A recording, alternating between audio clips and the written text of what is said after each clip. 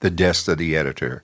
We always like you to know that you're welcome to join us. You can call in at 858-251-6111, or you may join us online at godradio1.com.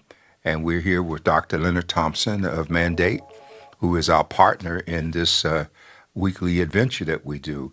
Tonight, we intend to have an open mic again. We're moving into the month of March. We have some exciting guests lining up as we go forward, but we wanted to have this open mic discussion, encouraging you to call in if there's a topic or issue. Some listened to the joint session speech last night of the president, because it certainly wasn't a State of the Union. It was really have some the state of his revenge and who I'm going to get next scenario. But beyond that, we are all being impacted in some way, and yet the country is rising up in terms of demonstrations. And so we are open with those issues, and there are some local issues to talk about here as well. And if you are alive and living in San Diego, then you have an issue that you share with a neighbor or someone else here. If you don't have an issue, then you need to pinch yourself and see if you are alive, because we got enough things going on here to occupy all of us. So, Dr. Thompson. Well, Dr. Warren, good morning, or good afternoon, good evening. You know how they say, we've been working so long that the days are coming together. But we say that we're in the city of San Diego, the sunny city of San Diego, but the rain is on its way. And so we thank God for the rain, because we need that. And without the rain, how can we grow? Yes. I want to start off with local politics, and then I want to go into national politics and talk about the debacle that we called the State of the Union on last night. Let's go to the City Council. ADU, yay, nay, or did they send it back to committee? Well, they went back, and they're going to do it again, and then they're going to bring it back, and they're going to take another vote. And the developers filed a suit against them in terms of the sunshine thing, based on what Henry Foster created the last time around. It was up, and so they also had to redo footnote 7. And at the end of the day, if the community doesn't stay engaged, they're going to get screwed, because there's a lot more that can be done is not being done. And I think that the city attorney is weak in terms of handling the issue. I think the mayor could be more aggressive on behalf of the citizens. It's not being done. And I think the council could be stronger about it, and stronger not in the sense of profiling in the meetings, but stronger in terms of doing something substance about this issue. And so it's a real education piece, because Encanto is a special place, and while some people look at it as a poverty-stricken place with not proper roads and stuff, other people look at it in the sense of it's the way they wanted the community to maintain an element of that rural flavor. So these things are ongoing. We're still in a budget crisis, and they're still trying to decide how much you're going to pay for trash pickup. Which is ridiculous that they done spent $3 to $4 million on this, when all they had to do was pick a figure between $40 and $50 a month and see what happens. Well, Dr. Warren, as I shared with you once before, I am in sticker shock that the fact that they are requiring, or even stating, that we will have to pay for trash. It's a travesty in America, not in America's finest city, that we have to pay for trash. And they are going up on the parking meters. Mm-hmm. And so I came up with a plan that said, look, since you're going to go up on everything, can I have a parking meter in front of my house, but I want to be able to get the proceeds from the parking meter. There's got to be a way that we can even it out, because they making it more and more expensive to live in San Diego. And now they want me to pay to recycle and to dump my trash. How about if I just take my trash and put it in my own dumpster? Yeah, you can, but won't nobody pick it up? And, it's a catch-22. Some people think it's unfair. And, from a business standpoint, I've always paid for a trash pickup ever since I've been here. And it usually comes to about $125 a month. So you can't get too much sympathy from me since I'm already doing it. Well, And, well, well, and when I Doc. lived in the county, out in the county, I paid for trash pickup out there too. Well, I would say those people that live in the rural areas and the mansions and the big palatial estates. I would understand that the garbage collectors don't want to come that far out unless they're getting paid. But I live right by downtown. They can come in, come out real quick, right by the freeway. So that I think that I should get a discount on the mere fact is that I don't do a lot of trash. Well, you should be on your city council people because they're the ones that spent $4 million to have somebody try to tell them what it should be, and they still holding meetings and can't come up with a figure. And I think that's absolutely ridiculous when you're in a budget crisis. Yeah, I think they could have called us up, and personally, I would have did it for 100,000. Well, it was already being picked up in the first place. So the only additional step was just sending a bill out. Yeah. Okay, like your water bill. Okay, and so it could have been simple. Yeah. But we just keep having people make stupid decisions. So Yeah, and the reason why we're sarcastic about this whole issue is that they consistently doing studies and paying consultants and things of that nature when it is like saying we're going to charge for picking up trash. This is how much it costs us per year to pick up trash. We're going to spread that out over the whole entire city, and this is what your monthly bill is going to be. The vote would be the council, but all the research of how much they should charge and everything else of that nature. If that's the case, then I think that they should lower the rates for everybody that lives in the 4th district because they say it's an impoverished district. They should make La Jolla pay double because it's a high rent district. We could do all kind of things, or we could just say, here it is across the board, call it a day, and be done. well, I think they ought to make it across the board. Have everybody pay the same thing and keep going. Just collect the money and move from there. Yeah, and But- trash now pays. Yeah. Trash now pays. That should be their slogan. Yeah. Trash now pay. Our trash got us out of this trashy budget. Yeah, well, you know what? So what else do we got? Because we're Yeah. not gonna resolve that for them. They're not gonna take our advice. Well, let's go on to DC. What was that we witnessed last night? I really need you to break it down because I have never I would just say this, in the community, it would have been a meeting outside after the meeting because last night was just a straight up bully fest. Well, it was a bully fest. It was not a State of the Union address because the incoming president is in no position to make a State of the Union. All Trump did was recite all of the havoc and destruction that he's run. The one person put out, the black member of Congress we saw was Al Green of Texas. And I thought that was very significant because Congressman Green is a former judge, an astute attorney, and a person who has really been a hard worker on the Hill. And for him to melt down like that was just something sad to see. But I believe that what Trump did was really tricky last night because he threw raw meat to his base. He threw raw meat. And the thing that I had the difficulty with is I watched Mike Johnson and J.D. Vance sitting behind him. I kept looking at Johnson and trying to understand how someone as intelligent and as brilliant as he is, he's been an astute lawyer, how he could buy this, drink the Kool-Aid, and just sit there and buy this whole sham scenario.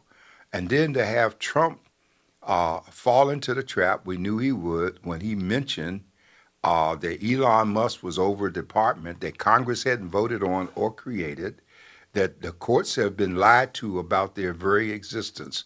And that's why the judge has pushed to have them come before him. Because when they get in before the judge and they lie, then they're going to be facing perjury charges. And there is no authority for what Elon Musk has done. When Obama was president and they sought to kill his presidency and he used the executive order, then he was accused of trying to be a king. Trump has done all kinds of things with executive order that many of them are so blatantly illegal and there's no authority for him to do so. But the checks and balances are not working. The Republicans are scared to death. They've all lined up. He now controls that. And that's the sad part. Why did he do by executive order what he could have legislatively done since he controls the House, the Senate, and the Supreme Court, basically. So we don't know, and it's a travesty in terms of people who've been fired. The havoc is yet to be seen. The budget that was passed, cutting all the money out of the federal government for Medicaid, and pushing the responsibility back to the state, is reminiscent of what Rutherford B. Hayes did following the Civil War, when he told the South that you do whatever you want in terms of the race issue, and we're not going to bother you. And so we got Jim Crow instituted. Then we saw Ronald Reagan come along and give us states' rights, which was a code word for the same thing, push authority back to the states, and the states could determine. So as a result of that, we see places like Mississippi. There are a number of states that don't have affordable care. People are in need. They're going to suffer more. There are people who are dying as a result of the cutback in our foreign aid programs. And he recited some things that make it look ridiculous last night in terms of what he was doing. So I just think that the protest has to continue. I believe that the members of Congress have to continue to be brought before their constituents. And if enough pressure, one of the groups that I like that's been created deals with recruiting people to run for public office. And they help people. If you decide in a state what you want to run for, then they help you determine, do the paperwork, get established to do it, and get about the business, because that's how we defeat this. We replace those folks who are Trumpers with people who will not drink the Kool-Aid, and we retake control of government. And so I think this is the challenge that's before us. Well, there were several things that he talked about. I want to highlight one thing that really caught my attention, and I got more to talk about. But what is your thoughts about the gold card citizenship? Well, the gold card citizenship is replicating what Vancouver already does. Vancouver, British Columbia, has had a posture for a long time that if you come to them with X amounts of dollars, they will grant you citizenship, and you in turn will not only bring that money, but you will also be about the business of employment and feeding the economy. I don't think America should move to the point of making citizenship for sale. But with Trump, everything is for sale. And I think that it's a mistake. And I don't believe that he can do that through executive order, because citizenship is granted by the Constitution and the provisions there. And he has been ignoring the Constitution. I believe he's going to ignore the courts. That's why he got rid of the inspector generals. That's why he took over the Department of Justice. That's why he put his people in all these key positions in the military that would be responsible for enforcing the laws of the land against him. He has removed these folks and put his people in place. And I believe he plans to just short of calling himself king, I can't see him giving up office in 4 years. I think he, as far as he's concerned, he told people that once they voted this time, they never have to vote again. Yeah. And so another thing that I noticed was him declaring that they were going to take back, or they're taking back the Panama Canal. How likely is that, and is that possible without a fight? Well, that's a very interesting legal issue, because we did build the canal, and while he was reciting how many people died in the construction, it was interesting to me because I was remembering the historical facts of how so many of the workers who built the canal were from the Caribbean. They were from the islands, and they had two standards of pay. And they paid the white workers in gold, I believe, or silver, and they paid the black workers in a different currency. They didn't pay them the equal amount of money. There was differences in terms of housing. They had different stores and stuff in terms of where they shopped and how they were treated. So it was just downright racism. It was apartheid in terms of it. And a lot of black folks died building that canal, and they were mistreated through every step of it. So I can't we just can't drink the Kool-Aid because he mentioned we built it like it was all white folks that did it and that was it. No, no, no. The racism was alive and well in terms of the people, and people came from the islands because employment has always been an issue, and it was a job fest. It was an opportunity for a tremendous amount of employment, and it took a while to do it. So I just think we have to keep this in mind. What do you think about his other policy entitled "Drill, Baby, Drill"? I think it's outdated. America is already the leading producer of natural gas and oil. So why do we need to drill, baby? But what Trump is doing is he has decided that everything in America is for sale. The trees, the forests, the national things that we hold dear and reserve, as far as he's concerned, they can cut every tree down and sell it to the lumber companies and keep going. And so he's trying to do to America what the people have done, what they're doing in the Amazon, where they're destroying the Amazon, which is like one of the lungs of the earth in terms of the amount of oxygen that is produced. And they are just cutting the trees down and building and taking. And Trump is on the same work page here. So, what do you think about the whole thing that we're going to get Greenland? Well, that was a very interesting discussion. I don't think we're going to get Greenland, but I understand why strategically he wants Greenland. And I thought he said some interesting things. With all insanity, there's always some grains of truth. And with the climate change and the Arctic melting, Russia has already positioned itself with its icebreakers to be able to come cut through the ice to get to the mineral and the treasures that are there.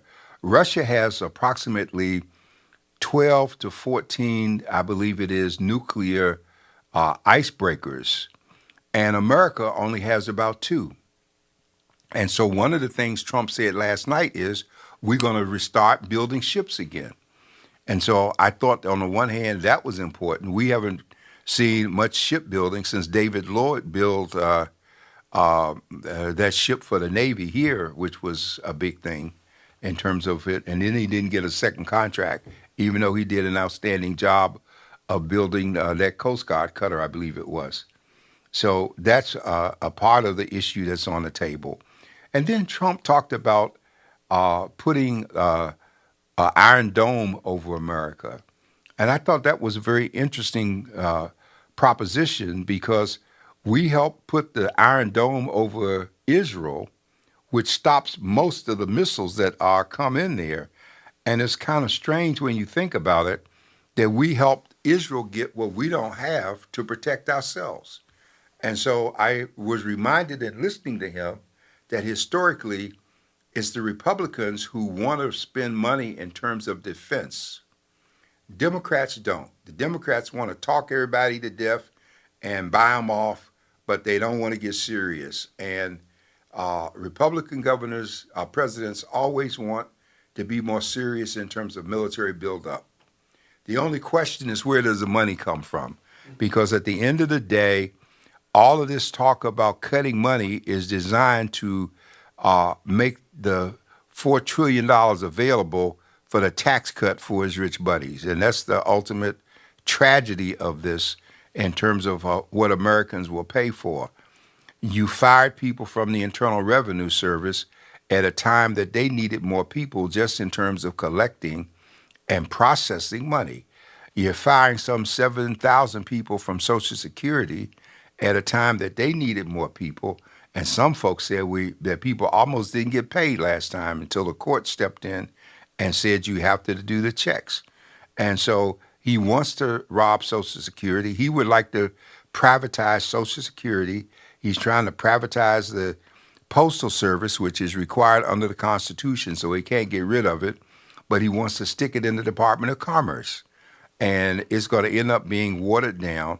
We already got screwed when ex-postal employees left the post office, went to work for FedEx, and the next thing we knew, we had FedEx in the post office. You got FedEx boxes right outside and across the counter, and FedEx is competing with the postal system. So all of these things are happening. And if it wasn't for cable and social media and the internet, we would be like those who came before us. We wouldn't know none of this until after it happened. Mhm.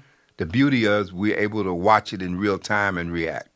So let me ask you this question. He made a comment about the bird flu and blamed it all on the Biden administration. What's your thoughts on that? The Biden administration walked around and said, "You get sick, you get sick, you get sick," and that's why we have high price eggs. Well, that was just another one of the many lies that he told last night. The fact checking of Trump is it was almost if his mouth was moving, he was lying. And he would just put enough stuff out there as red meat for the mass. And if you think about the whole concept of red meat for the masses, is if you think about having animals and you are feeding them raw meat, they don't care where the meat comes from. They're going to eat and they're going to feast on it, and we're going to suffer as a result of what he's doing. So, no, no, no, no, no. That's just more lies. All right. So, several things that were said. One of the things that greatly concerned me is he talked about getting rid of DEI and everything else that nature. But didn't he do a DEI moment where he had the young man stand up who wanted to go to West Point and said, "Oh, you're in"? Now, how fair was that? That was Well, why would you think DEI? What he wasn't black, was he? no. But the problem is that they want to stop all what they call favoritism and systems that are not based on merit and everything else. No, they And didn't so say they wanted to stop all of it. They just said they want to stop diversity, equity, and inclusion. it said everything's going to be about merit. So my Well, question is, how then does he hop in front of everybody else? because that's not equity. That's the presidential privilege. See, Okay. and so remember, the only way you can get into the military academies is by either a recommendation of a member of Congress, or in this case, the president. Yeah. Now, I grew up in D.C., and as pro-military as we were, none of us could ever think about going to any of the academies, either the Naval Academy, Annapolis, West Point for the Army, Quantico for the Marines, or Air Force, Arizona, because we didn't have a member of Congress. We didn't have anyone to nominate us. So what Trump has did is he's used his presidential privilege to nominate them. And that was the tearjerker moment, to take the little boy that had brain surgery and make him an honorary Secret Service agent. And Yeah, that really disturbed me. yeah, and then to take the lady whose husband was killed in Bruckner, Pennsylvania, when they uh, uh, Shot him. shot him, and praise them. So he did all the right tearjerker moments in terms of the people in the balcony, bringing them in, and making it look good. I mean, he did it, but at the end of the day, you know, he didn't badmouth Biden as much. It's almost like somebody had told him to back off of that a little bit, because everything he says about Biden is a lie. Everything he says about the administration is a lie. The bottom line was that when he went out of office, people were dying, and he knew months in advance about COVID and did nothing, and told people to just drink the Kool-Aid or get some bleach or whatever. It was Biden that worked with his administration to not only get the shots out to people, to get the checks to folks that we had during the pandemic, that people were able to still function, all of the things to undo what Trump had messed up. Because before, when Obama left office, he had left a system in place to handle the kind of plague that COVID-19 represented. And Trump had dismantled it, and they had to go do it all over again. Yeah. And so here we are again with people getting sick and dying, the measles outbreaks in Texas, tuberculosis in Missouri, Kennedy sitting there altruistic as he is. And, don't blame people if they're altruistic, but that on top of his way of thinking, he is the last person in the world that should be in charge, and yet people are not getting vaccinated. More kids are going to get sick and die. And now they're pulling down information from the websites to lie to people. about actually what's taking place. The further move in terms of a dictatorship was taking over the White House press corps, Mm-hmm. eliminating people. Our own member of the press corps, April Ryan, who's been a White House press correspondent for over 28 years, was told to sit down and shut up in a meeting, and while a white boy got up to be recognized. So it's all the way live and it's happening, and we can either uh, fuss about it or we can strategize what our next moves are going to be. Yeah, one of the things that I paid attention to last night was really just um, some of the things he said could be agreeable, but it's not what he said, but it's how he said it. I think that, the Democrats had made up in their mind that they were not going to stand and clap. But to continue to taunt them and be disrespectful is very unpresidential. And I want to say just for the record that for our vice president, I have a stylist that can help him out, but I don't know why they keep on putting that boy in too tight suits. He is no longer the hillbilly that he used to be. Yes, he is. Get some suits that fit, brother. No, he's still a hillbilly. Well, It's like his wife Charlie need to help. Tuna, the suit don't change the man. He's a hillbilly in the White House. Well, I And tell he's you, just glad to be there, and he's sitting there waiting for the next time the master says clap. yeah, because that suit that he had on last night looked like he had been wearing it for the fourth day in a row. And you know it looked what? horrible. And the more power to him. I hope he continues to show lack of taste in the whole thing, because we can't afford to focus on him. We can't afford to focus on the symptoms that he and Trump represent when they are extensions of the disease that's plaguing America. And the disease plaguing America, in addition to greed, is one of racism over democracy. And we don't want to call it what it is, but it is exactly what it is. No, it's unfortunate that the people had to boo, but he was just as wrong to stand there and to insult and crack jokes about the Democrats from the standpoint of look at you as helpless, there's nothing you can do, and all of that kind of stuff. And we know in America everything comes full cycle. Yeah. It's going to come to an end, and it's a question of how is it going to fall when it ends. Okay, because Elon Musk, though he might think so, I don't believe that the people on the Supreme Court are going to roll over 100%. I believe that Trump is doing so much that's against the Constitution that there still have to be some people with an element of consciousness and moral commitment that will kick in at some point.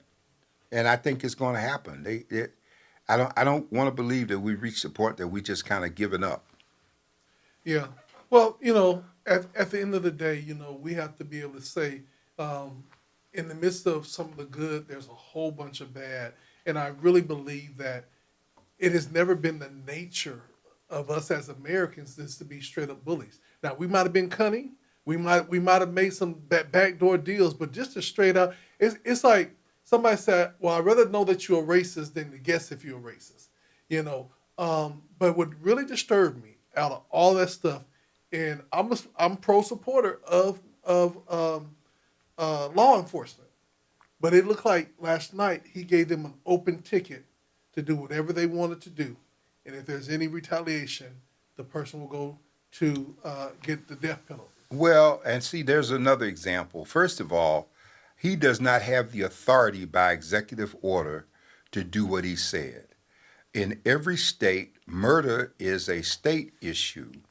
And that's why whenever the federal government has stepped in after someone has been lynched or murdered, they have come from the standpoint of bringing charges against those folks for violation of the civil rights of the people who were the victims. Because there is no federal law against murder.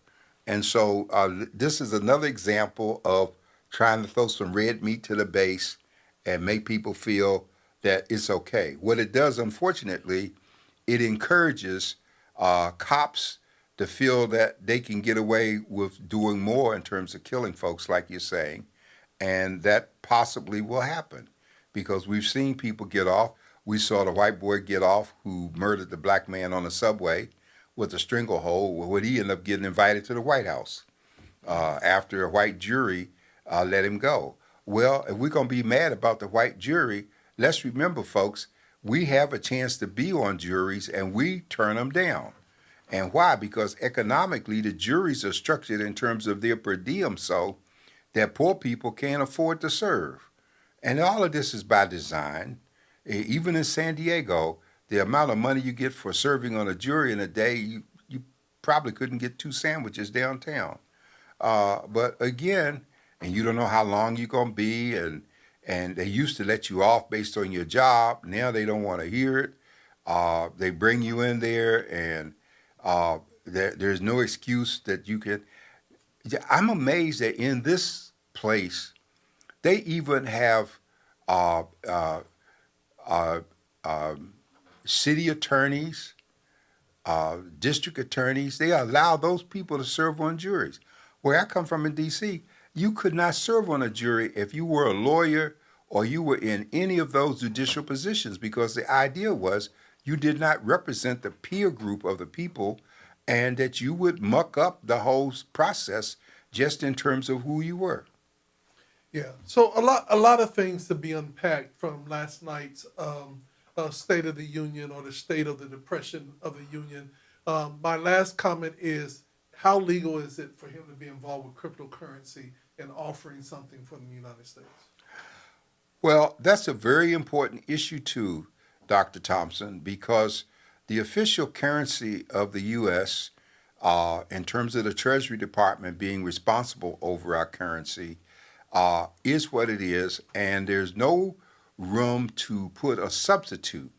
And so what he's done is wrong in so many ways because, first of all, he has bought into cryptocurrency. He's done his own coin. He's promoted himself in terms of making money. That's a violation of the emolument clause in the Constitution. And when he was first elected, he had a great big press conference and he brought all his family in and his lawyers, and he went through the motion of divesting himself from the 500 and some companies that he owns and run around the world. This time, he ain't bothered to do none of that. He's just, let's make money. He wants to turn the Gaza Strip into a tourist site, if you will. He wants the mineral from the Ukraine. He wants to put tourism in Greenland. He wants to change the name of the Gulf of Mexico, and we don't own it. So I don't know exactly how he can change it to the Gulf of America, but that's one of the things that he wants to do. I can see that the Greenland issue it's interesting that he's in bed with Putin, and at the same time he's talking about our defense and being concerned that we are apparently vulnerable in that region. So it's kind of an interesting catch-22. I don't know if he got permission from Putin to kind of suggest that he's speaking out against him or not. Yeah. We don't know. Well, they say politics makes very, very strange bedfellows, and I tell you, his bed is packed with a whole bunch of strange folks. And to our guy Scott, he was one of them that looked up there, just is lacking it all up. After the man just told you were incompetent and incapable of leadership, you're still there cheering him on. Oh, So, Tim Scott? yeah. Oh, well, Tim Scott, the senator from South Carolina, um, you can't call Tim Uncle Tom because you give Uncle Tom a bad name. Uncle Tom was a man who played a role to get what he wanted to get done, but he really wasn't at his heart the kind of person that we attach that label to today. And so I think we ought to be very mindful of that in terms of going forward. We had some other things happen, making English the official language. There are people on both sides of the aisle that are going to subscribe to and buy into that. The difference is the Democratic ones, they're not going to say anything, but they're going to agree with the idea because if you go to any country, you go to Mexico and try to demand that they give you traffic signs and stuff in English and see what happens. It's not going to happen. Well, my question is, when did English stop being our official language? Well, I'm going to tell you when it stopped. It stopped about 50 years ago when out of Texas, we began to have an upheaval over the fact that the kids of Mexican descent were having difficulty in class because they didn't speak English and they were being penalized by not being able to keep up. And California was one of the first states to move in the direction of doing something about it because at the time we had a man by the name of Wilson Riles who was the first black superintendent of public instruction in California. And I remember then we started putting things in Spanish and we started putting out money for ELS, English as a second language. I was a school board member in D.C. when some of the pro uh, uh, Latin America voices, for want of a better term, attacked the school board from the standpoint that they wanted them to take money from Head Start and put it into English as a second language for folks that had come here. And I came under great fire because there was a very big public hearing that the school board held, at which I told the people that nobody sent for them.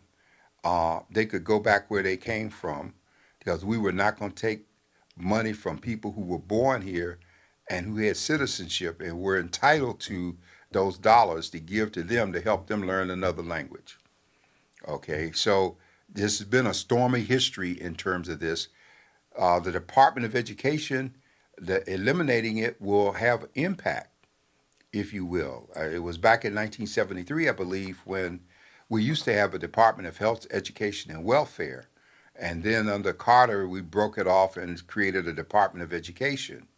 But what is now Health and Human Services was really combined with education in those days and had been for a very long time.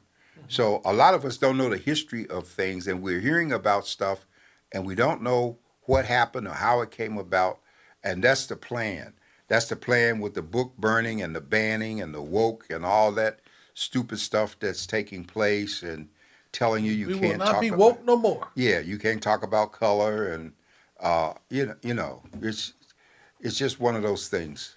Well, let's get out of the White House and the mess up there, because if you hang around stuff, you start thinking yourself. So we're gonna get out of there. Let's come back to San Diego. What is happening in San Diego? A lot of things have been going on.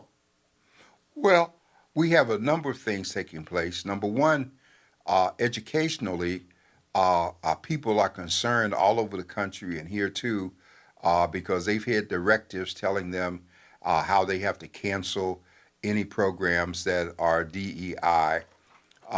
And so I know the Housing Commission, for instance, the San Diego Housing Commission had a person that was in a position related to the concept, and they changed the title of the position and the job description, which allowed them to keep the person, but strategically they can still do some of the things. So people are trying to take creative approaches because of the threat to take federal funds from them. And I believe that we need to not lose sight. Let's remember that we have the capacity to put libraries in our churches. We have the capacity to put retired educators in teaching our children. We have the capacity to control the $2 trillion that we spend. And we saw some hint of this last Friday when we had the SBC, the selective buying campaign against Target. And initial report says that Target lost some, I think it was $27 billion in one day. Their stock dropped. And so shareholders are suing over the programs. And the whole idea is to keep this momentum going of selective buying, not spending money with people who have subscribed to canceling any DEI or affirmative action efforts, because Trump went beyond DEI to affirmative action, and affirmative action going all the way back to when we first started looking at how did we get federal grants to small business people. And it's really unfortunate because under the Small Business Act, we have some language in there describing people as minority or disadvantaged. And I've always resented the idea that you were telling me that I have to say that I'm less than what I am in order to participate in programs that were designed to be put out to the public and for the best person to win. And so, how did they undermine that? They undermined it by uh, all government contracts normally require bonds. And what happened was small businesses could apply, but they never could get the money for the bonds to go with the size contracts that were there. And so the government was forced to break the contracts down into smaller amounts. San Diego Unified did this very well at one point about 20 years ago, and they had job fair day when Bertha Pendleton was superintendent, our black superintendent, where people were able to come in and get contracts in one day and walk out with small business contracts because of the amounts of money were made small enough for that to happen. So we need to go back and do our homework, and we can't do that between commercials. We can't do that between partying and not paying serious attention to things that are going on. So that makes a major difference. Okay. So hopefully we will see how that works. All right. So as we look forward to what's happening, where he's in his first 100 days, he's only been there 6 weeks, and all this is going on. Moving forward, let's just talk about the tariffs and how do you see the tariffs either helping or hurting? Me personally, I love me some avocado toast, and I'm going back to the barter and trade system. I actually have a friend that have an avocado tree and an orange tree. So I haven't bought avocados from Mexico or nowhere else for almost a year. Yeah. So, I'm not going to be affected by the tariffs, but, everybody's worried about it. But I'm like saying, but if we decide to buy other ways or do other things, certain things ain't going to affect us. Well, they should be worried. And we know that yesterday the stock market had a phenomenal plunge. Everybody in America, even kids in school, understand that the tariffs that are being put on these 3 countries in particular, Mexico, China, and Canada, that these tariffs are going to result in people passing the cost on to their consumers. So we're going to be the ones that end up paying. And so at the same time that Trump and them are campaigning about food and gas prices going down, gas prices are going up. Yes. Okay. I just Food paid. prices too. Yeah, I just paid $5.19 today per gallon to fill up my car. It cost me $140. And just to do a fill up. So it's not going down, and bird flu is having such an impact on eggs that I was in a restaurant which I won't name, and this morning, and they had a note on the door that said there's now a 50-cent surcharge per egg if you get eggs with it. So if people are used to having bacon and eggs for breakfast, and you get 3 eggs, then it's going to cost you $1.50 more for the same meal. Okay? So all of these things represent increases in prices, but they're also historically significant because we have always come close to crisis following Republican administrations, because the Republican mantra is give it all back as fast as you can, kill regulation, deregulate, and just throw the money back to the states. Their whole reason for being in business is that. And this is not a new concept. When we were getting the Constitution ratified, this is the reason that we had a battle going between Thomas Jefferson and Alexander Hamilton.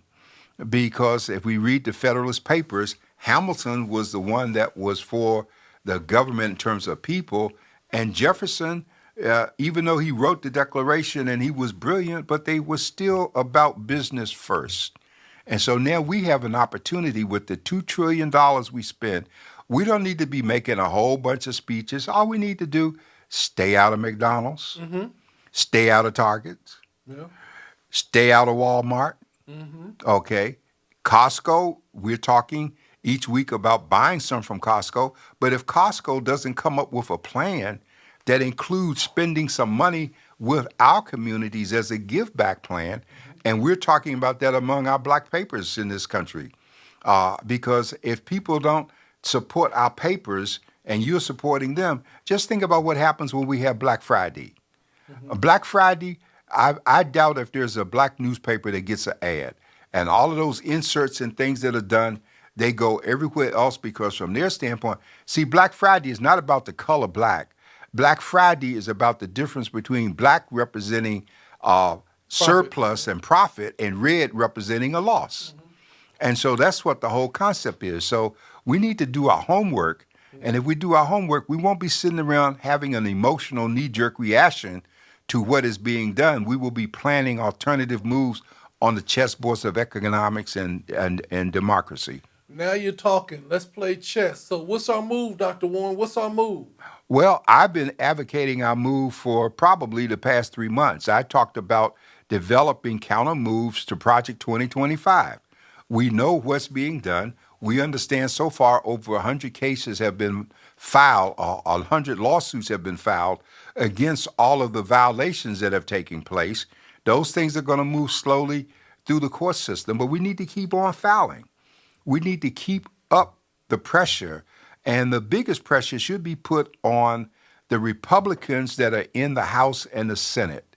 There ought to be a campaign organized in every district to find a person to run against every Republican and put the money there to change. See, the masses deserve in effect what you're getting because it's always been predicted that the masses have about as much attention span as when you put your finger in a Coke bottle and shake it and let it fizzle and take your finger out and the fizzle disappears.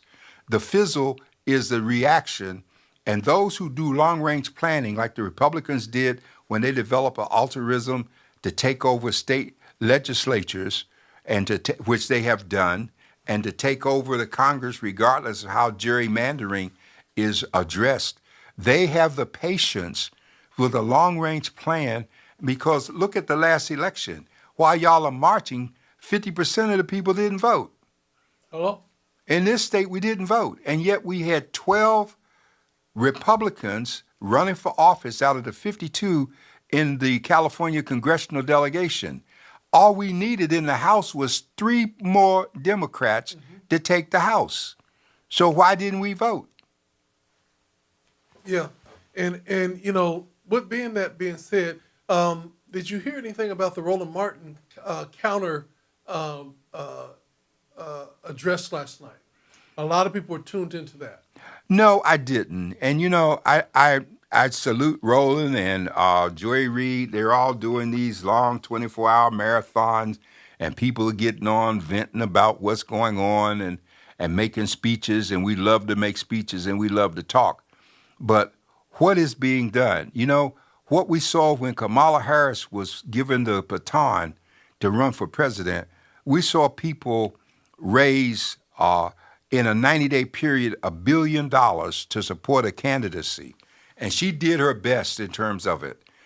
She wasn't betrayed by the people who were supporting her. She was betrayed, in effect, by really the women of white America who understood that they needed to do what they were doing because their fear of a democratic move was greater than their desire to have the additional freedom. And so this is very real. Okay, we have right now, how many people participated in the selective buying campaign last week? You know, I still saw lines at McDonald's and KFC and Popeyes. Okay. Well, I want you to know I participated in it. And when people said, I'm getting ready to go, I said, don't you do it. Don't you do it. You know, we got selective buying campaign. We're not going to do it. And we're going to hold strong. But that was just one day. Well, see, the problem for many black people, and I always say this, is many black people confuse discipline with oppression. Mm-hmm.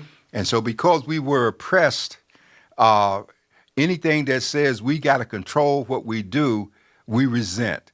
We are not into long range or deferred gratification. But the enemy is into deferred gratification. They can wait, okay? And that's why fast food locations are in our neighborhoods and the demographics, because when we get hungry, we're going to run and eat. We're not going to plan. If you move out in in the rural areas of the county. I remember when I first moved outside of the city limit, you don't go to the store every day. Yeah. You go to the store when you need to, and you buy what you need, and you make sure you got enough because it's going to take a while to get back there again. So you plan what you're doing. We're so used to responding to our impulses that we don't use the discipline. And this is important, Dr. Thompson. Today is the first day of Lent. Last Friday was the first day of Ramadan. How many of us can even make the effort to just have one meal a day during this time? Or to do as with Ramadan, have a meal before sunrise and a meal after sunset, and not spend in between. If we could give up smoking in between and alcohol, that'd be major steps toward health restoration and recovery. And, all you have to do is read Isaiah, the 58th chapter, which talks about fasting. And starting down at verse 6, God says, is this a fast that I call for? And he tells you through those next 4 or 5 verses what will happen if you make that decision. So yesterday was Fat Tuesday, the end of Mardi Gras. And now everybody's drying out. I saw people today with the ashes on their forehead. I guess some of them did drive through to get the ashes. Okay, and talking about making a sacrifice, what they giving up. Some people talking about giving up bubble gum, potato chips, candy, and all that kind of stuff. But we're not getting really serious. And so I say go back and read the scripture. Think about where you are. Think about yourself. Because one of the promises made in that scripture is that your health will break forth like the noonday sun. You'll be reinvigorated. Shackles and chains and bondages will fall from you, and you'll be set free. And there's nothing like getting free from bad habits. I agree. Sermon for the day over. So much is going on. It says now the pastors are addressing their churches over the pulpit about shopping at Target on Wednesday, providing a list of over 350,000 black-owned businesses across America, the U.S. that we should shop at for 100 days from March to April. What's your thoughts? My thoughts is that you need to drop this idea of a particular day. You need to decide that you're going to do selective buying as long as these people maintain their position. I'm going to tell you what I say every week. There are 3 things that corporate America is afraid of: lost profits, bad publicity, and votes cast against their interests.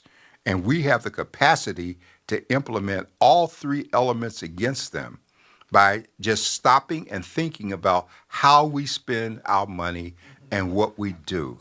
And we need to come together. Birmingham didn't happen because people just stopped for a day. They made it last. They gave up. They lost their jobs. They lost stuff. And yet people came together. The undertakers used their limos to help get people to work. Some might have rode in hearses to get to the job if they still had jobs, but they didn't quit. And so here we are today. We got more money, more cars, more credit cards, more everything than we ever had before. And we are so undisciplined. We're so undisciplined. And it is the lack of discipline that is going to destroy us, not people coming against us. Our forefathers achieved in spite of. They built black schools in spite of. They excelled in sports in spite of. They marched and went to jail in terms of lunch counter sets in spite of the penalties that were against the things. So when are we going to return to being able to make a personal sacrifice for something other than what benefits us immediately and the hell with everybody else? Yeah. And that is the thing. How committed are we for change? How committed are we when we say that we're sick and tired of being sick and tired? Well, what are we going to do? Well, we're not sick and tired of being sick and tired, because if we were, we'd do something, okay? But human nature is predictable, and people only respond when they find themselves in a real serious crisis. I often remember, I think it was Franz Fanon in Wretched of the Earth that made the observation, I'm told, that you can put your foot on a person's head, and as long as their face is turned sideways and they can breathe, you can press down, they won't struggle. But if you turn their face so their nose is to the ground, put the foot on the back of the head, Now you got to struggle to live or you die. And it's unfortunate that most of us, it takes the struggle to live scenario for us to resist the oppression. And Marcus Garvey understood this when he talked about the sleeping giant awakening in terms of what we had the capacity to get done. Well, let's circle back around to San Diego and the San Diego Voice and Viewpoint. New edition is coming out tomorrow morning. Tomorrow morning. All right. What's Yes. the hot topic? Well, as far as we're concerned, the whole paper is a hot topic. And not only is the paper coming out, but there are elements that are going to be online that are not in the paper. And so we're asking you, encouraging you to go online. One of the things I would encourage people to catch online is the interview that I did with KPPS for Black History, which really talks, is about 15 minutes, and it really talks about a whole bunch of things that we need to connect with, and not just during the month of February. And so from our standpoint, Black History is ongoing. Last week we dealt with Black judges. We're not through bringing up history. We need to know who the people are on the bench. We need to know who the lawyers are. We need to know who the people are in positions doing things. And we need to make the advocacy point that we're not just, people are not just getting jobs because they're Black. They're getting jobs because they're qualified, okay? And that's very important. And so when we got our new chief administrative officer for the county, she got the job because she was qualified. And she was already the deputy over finance for the county. It wasn't just because she was Black. And so this is important that we start acknowledging who we are and that we are qualified, and not buying the drinking the Kool-Aid that suggests every one of us is in a position is because somebody gave us a break. Yeah.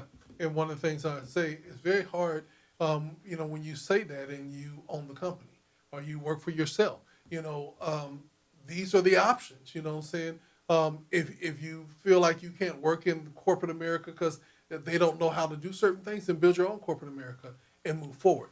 But the bottom line is that small businesses are employing the majority of Americans, and Black Americans own a lot of small businesses.